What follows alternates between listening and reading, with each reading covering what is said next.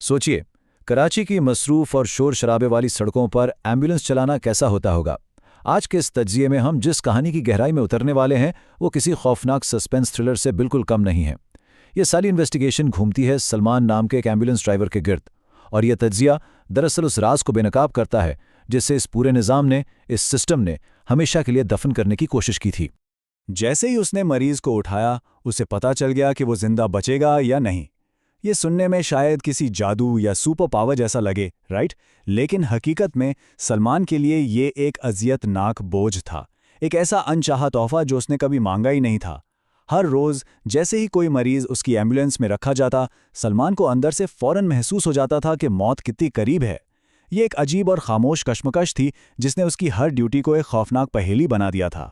उसके आसपास हर वक्त मौत का एक सन्नाटा छाया रहता था। अब आते हैं कहानी के अगले हिस्से पर, the catalyst, N intuition silenced.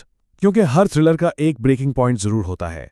और सलमान के लिए ये ब्रेकिंग पॉइंट, ये अजीब रात थी। चलिए इस टाइमलाइन को देखते हैं। पहले द डिस्पैच। सलमान को एक बिल्कुल आम सी रूटीन पिकअप के लिए बुलाया जाता है। फिर आता है द लोडिंग। मरीज को एम्बुलेंस में शिफ्ट किया जाता है, लेकिन यहां कुछ अजीब होता है। सलमान को इस बार बिल्कुल कुछ महसूस नहीं होता। उसकी वो हिस, वो इंट्यूशन बिल्कुल सुन पड़ जाती है। और फिर द डिस्कवरी। सफर के दौरान उसे पता चलता है कि जिस इंसान की जान बचाने की वो कोशिश कर रहा है, वो पिछले 72 घंटों से मुर्दा है। 3 दिन पुरानी लाश। ये ऑब्वियसली कोई मामूली इमरजेंसी कॉल नहीं थी। यहां से शुरू होता है एस्केलेशन, यानी कॉल्स फ्रॉम द वॉइड, खला से आने वाली आवाजें। आइए इन दो मुख्तलिफ पहलुओं का फ़र्क को थोड़ा समझते हैं। एक तरफ सरकारी इमरजेंसी लॉग्स हैं। इन रिकॉर्ड्स के मुताबिक इन इलाकों में किसी मदद या इमरजेंसी की कोई रिपोर्ट दर्ज ही नहीं की गई थी, बिल्कुल ब्लैंक। लेकिन दूसरी तरफ सलमान की अजीबोगरीब हकीकत, उसे मुसलसल उन्हीं जगहों से कॉल्स आ रही थीं उन लोगों को उठाने के लिए जो अभी हाल ही में इंतकाल कर चुके थे। ये दोनों बातें आपस में बिल्कुल मैच नहीं कर रही थी। और फिर आता है इस कहानी का सबसे बड़ा ट्विस्ट, अ सिस्टेमिक डिसेप्शन, एक मुनज़्ज़म धोखा। यहां इस लफ्ज़ द अनरिकॉर्डेड को समझना बहुत ज़रूरी है। ये कोई आम इस्तिला नहीं है। ये एक्चुअली हाल ही में मरने वालों का एक छुपा हुआ खुफिया शैडो नेटवर्क था। इन लोगों की मौत का रिकॉर्ड सरकारी रजिस्ट्रीज से जानबूझकर मिटा दिया गया था। सलमान को जो ये गोस्ट कॉल्स आ रही थीं, वो असल में रूहानी आवाज़ें नहीं थीं, बल्कि ये तो उस बड़े और मुनज़्ज़म जुर्म के छोटे छोटे निशान थे जो इस पूरे सिस्टम को बेनकाब कर रहे थे। 10। सिर्फ इसे एक नंबर पर गौर करें। पूरा एक दहाई, 10 साल तक एक अस्पताल की तरफ से एक ऐसी खौफनाक दास्तान को छुपाया गया जिसकी हकीकत सामने आने पर सच में रोंगटे खड़े हो जाते हैं। इतने लंबे अरसे तक इस लेवल पर सच को दबाए रखना, यह वाज़े तौर पर एक अजीम और डरावनी साजिश की तरफ इशारा करता है।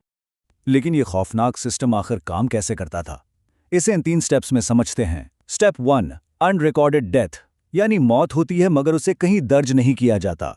Step 2, registry scrubbing.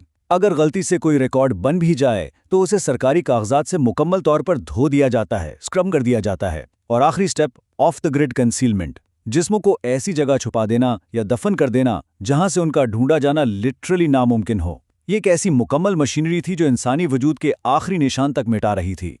इस सब का नतीजा क्या निकला? The aftermath, an unrecorded fate. Salman जो कुछ महसूस कर रहा था वो कोई वहम या पागलपन नहीं था।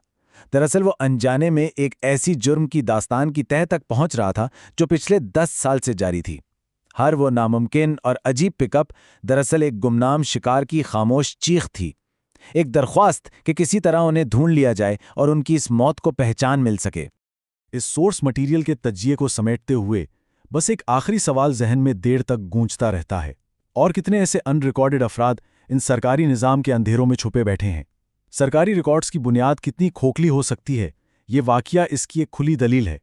ये वजाहत सिर्फ एक इन्वेस्टिगेशन नहीं, बल्कि इस बात का सबूत है कि हकीकत को ढूंढना कभी कभी सिर्फ डॉक्यूमेंट्स पढ़ने का नाम नहीं होता, बल्कि उन खाली जगहों पर देखने का नाम होता है जो किसी ने मुकम्मल तौर पर मिटा दी होती हैं।